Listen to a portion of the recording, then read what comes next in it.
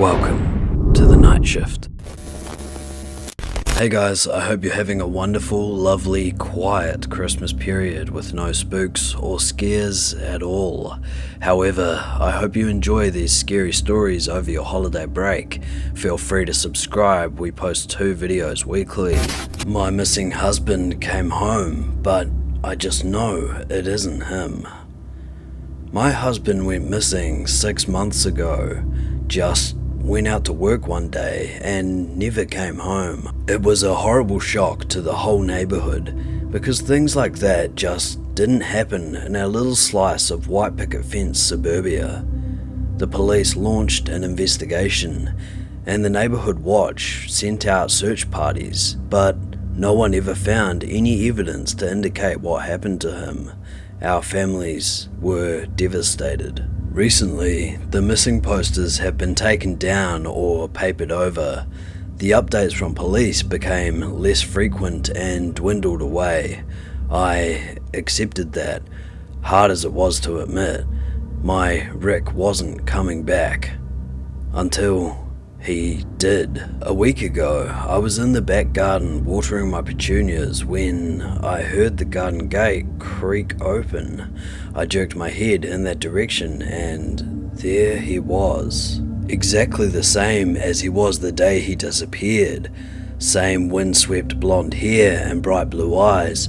Same curl to his pink lips. I was in shock. Our families had mourned for him and yet there he was, standing in our garden like he had just popped out for milk or something. When I asked where he had been, he said he didn't know.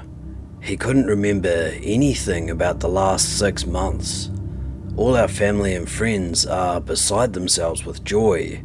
They almost can't believe it. But that's just the thing. I don't believe it.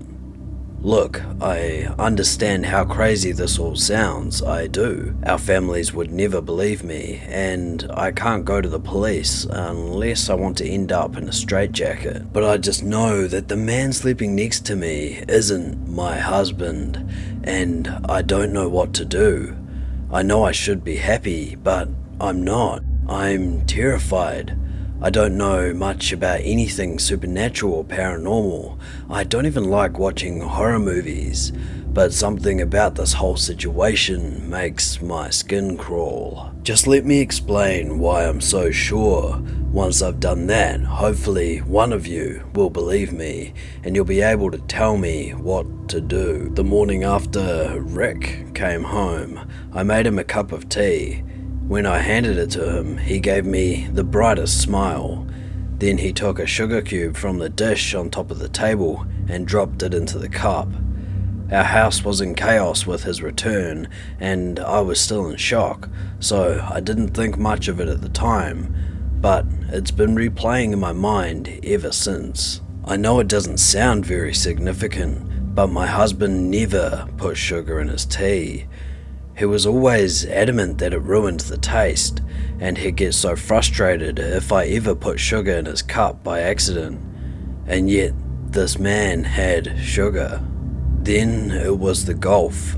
A few days ago, when he was out visiting his mum, I recorded a golf tournament that was showing on the TV. It was one of Rick's favourite golfers that was competing, and he never missed it. Once, he even skipped out on an anniversary dinner just to watch a championship. Only when he came home from his parents and I told him what I'd done, he just seemed unbothered, like he said thanks and everything. But then he asked if I wanted to get dinner. He didn't even watch it. And that's just so out of character for him. Then, one night, I woke up around 2 AM to see Rick's face inches from mine just looking at me with those blank eyes.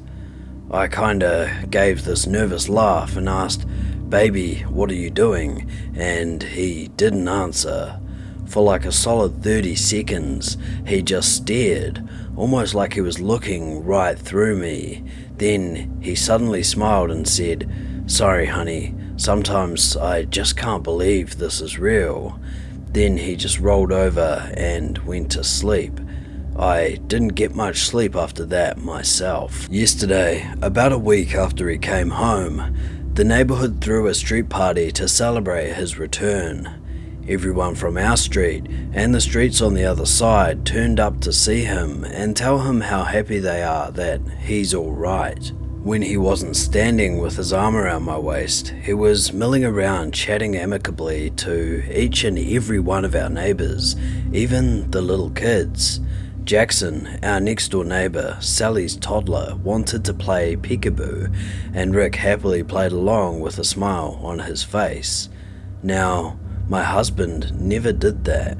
Rick always said he didn't like kids, and that's why we never had any, and so he never wanted to play with any of the neighborhood children, especially not Jackson. Rick all but avoided him.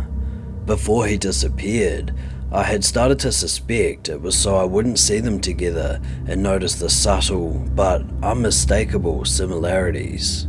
The final nail on the coffin, proverbially speaking, was Sally. Just this morning, she came knocking on our door. Her excuse was the tray of brownies she carried, but I think she just wanted to push her way into our morning so she could see for herself what the situation was. After she left, I called her a nosy busybody. Rick laughed, kissed my head, and agreed with me. That was when I knew for sure it couldn't really be him. Rick always used to get so mad whenever I insulted Sally, like I didn't have any right to hate her, even though she'd been fucking my husband for years. But today, there was none of that.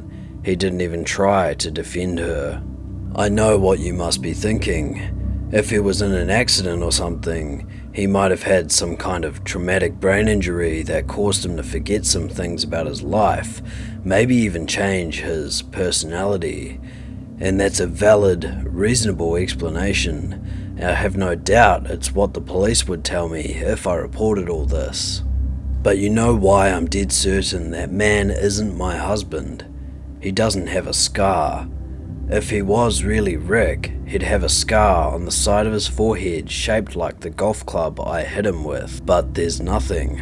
Not a mark. Honestly, I'm this close to going out tonight and digging up my petunias just to make sure he's still under there. I don't know what I'm sharing the bed with, but I know it's not my husband, so what the hell am I going to do?